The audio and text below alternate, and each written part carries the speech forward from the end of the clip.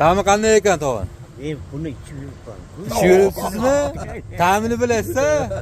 Shuning uchun mana ko'rayotgan bo'lsanglar, mana tog'amiz o'zi aytib keldilar, mana shu ta'mi zo'r deb. Xudo xolasa ta'miga bexijolat, bemalol kelib ichib ko'rib ta'mini baho beraverasizlar. Bu yerda har xil yangiliklarni kiritganmiz. Yangiliklarda har xil turlardan bor. 95 110 sekin terishda davom etyapmiz. Kichkinalardan deysizmi, kattasidan deysizmi?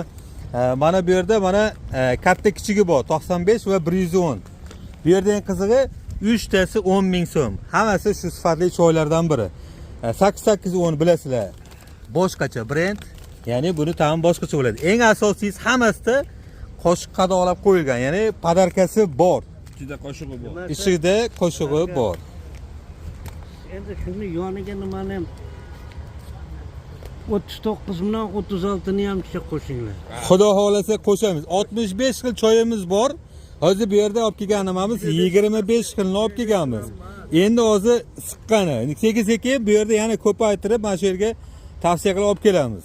Bularga qaraganda juda arzonroq, lekin 39 da ham ta'mi yaxshi-da. Aha. Bo'ldi, tog'a, xudo xolasa inobatga olamiz siz ham. Bir kun chorsida rosa izlab borsam hech qaysida 39 yo'q ekan. Ha. Bittasidan so'radim, qayda desam, Optimda bor dedi. Ha. Optimga borsam 39 yozib qo'yibdi, 2 kilosi 60 ming dedi. Darrov oldim. Eski ta'mlardan birida bu. Hozir yangi ta'mlar kirgan. Buni ichib ko'rgan insonlar biladi. Bemalol biz asosan mana har juma turardik, ya'ni Afsonalar vodiysida. Hozir biz yangiliklar ko'proq kiritganligimiz uchun bugun dushanba sanasida yana kirib ko'rsatamiz. Kuzatishda davom etadi.